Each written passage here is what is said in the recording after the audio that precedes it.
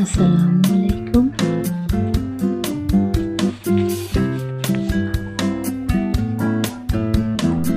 আজকের বিমান দুর্ঘটনাটি সম্পর্কে বলবো। আজকে যখন আমি নিউজে এই বিমান দুর্ঘটনাটির খবরটি দেখছিলাম,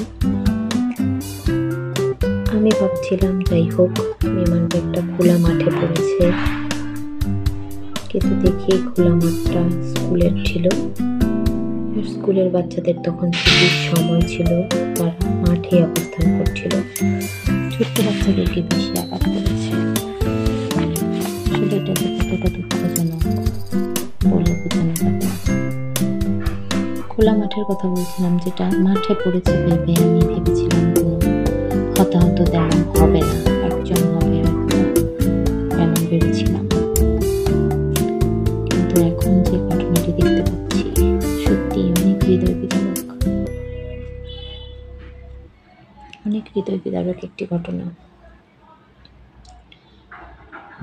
মহান আল্লাহ তাআলা আছেন বলে আমরা এইসব ঘটনা উতরে উঠতে পারি।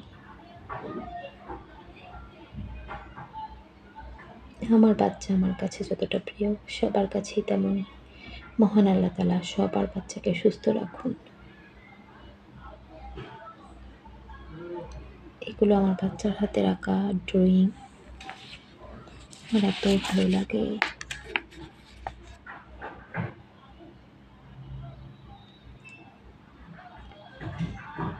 নিজের বাচ্চার মতো করে যখন অন্যের দুঃখটা ফিল করি, সত্যি ভীষণ কষ্ট লাগে।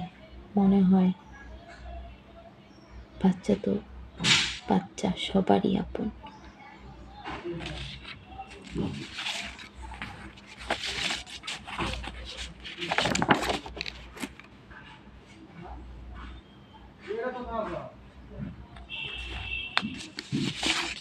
আমার বাচ্চা আছে,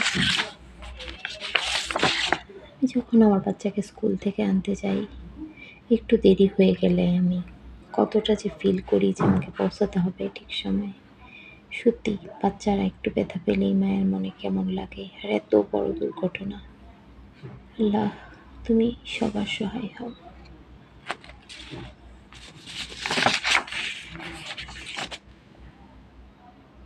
আলহামদুলিল্লাহ বলবো যে আমি আমার বাচ্চার ড্রয়িংগুলো শেয়ার করতে পারছি।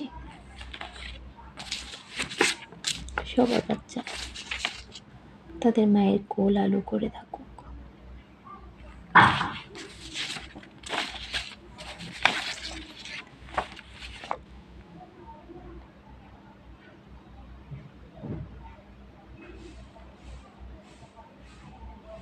মহান আল্লাহ তাআলা তাই তো বলেছেন, এত বড় কষ্ট, এত বড় ব্যথা যে বান্দা সয়ে নিতে পারবে, আল্লাহর কাছে তার জন্য জান্নাত ব্যতীত আর কিছুই নেই।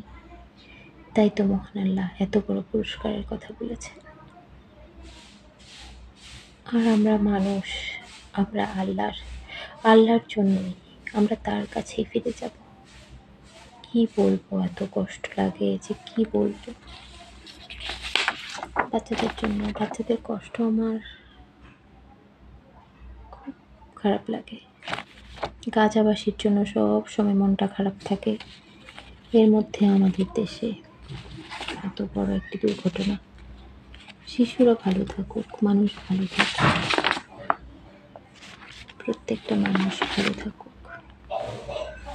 কারণ মানুষ কিন্তু আল্লাহর সৃষ্টি। আমরা ওদেরকে কিছু করতে পারবো না, ওদের জন্য সব কিছু আল্লাহ করেন। যেমন মানুষের হাত পা সুস্থতা, ভালো থাকা, সব কিছু নির্ভর করে মহান আল্লাহ পাকের উপর।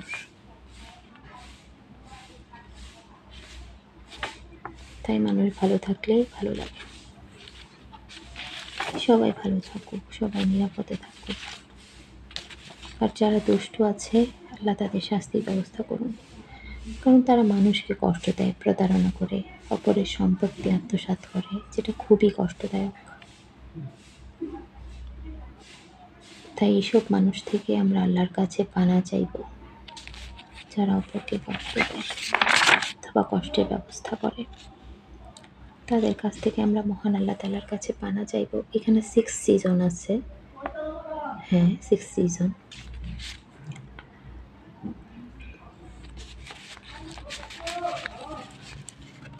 আমার অনেক সীমাবদ্ধতা রয়েছে।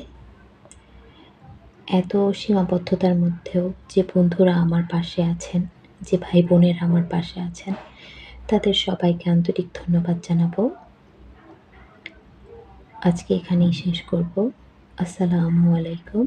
আল্লাহ হাফেজ।